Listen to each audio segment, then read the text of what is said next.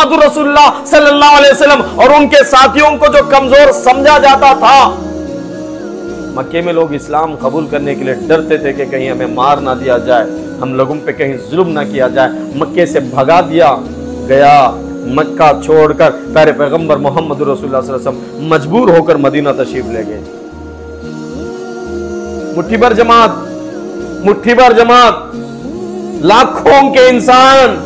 کفار لاکھوں کے تعداد میں مکہ مدینہ میں، مٹھی بھر مسلم قوم،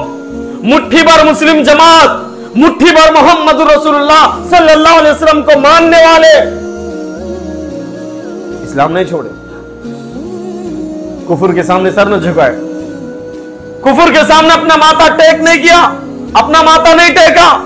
کفر کے سامنے ڈرے نہیں، ڈٹ کے کھڑے رہے۔ اللہ تبارک و تعالی اس مٹھی بھر جماعت کو اتنی طاقت عطا کیا، وہ مٹھی بھر جماعت مکے کو فتح کرنے کے لیے گئی۔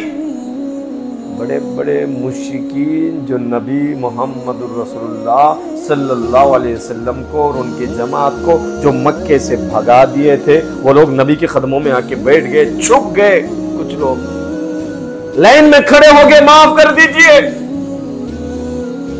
اسلام کی خوبی یہی ہے نا کہ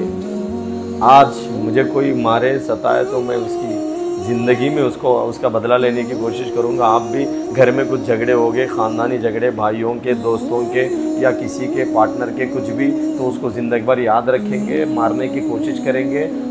نبی صلی اللہ علیہ وسلم اور اسلام کی خوبی یہی ہے کہ نبی محمد رسول اللہ صلی اللہ علیہ وسلم ان کے صحابہ کی جماعت کو جو مکے سے بھگا دیے تھے، وہی دشمن جو ان کے اوپر پتھر مارے تھے، وہی دشمن جو ان کے راستے میں کانٹے بچھائے تھے، وہی دشمن جو ان لوگوں کا راستہ بند کیے تھے، وہی دشمن جو ان لوگوں کے اوپر ظلم کرے تھے، وہی دشمن جو ان کے جماعت کے لوگوں کو سولی پہ چڑھائے تھے، وہی دشمن جو ان لوگوں کے بدن کے اوپر اتنے پتھر مارے تھے، سر سے پاؤں تک نبی محمد رسول اللہ صلی اللہ علیہ وسلم سے خون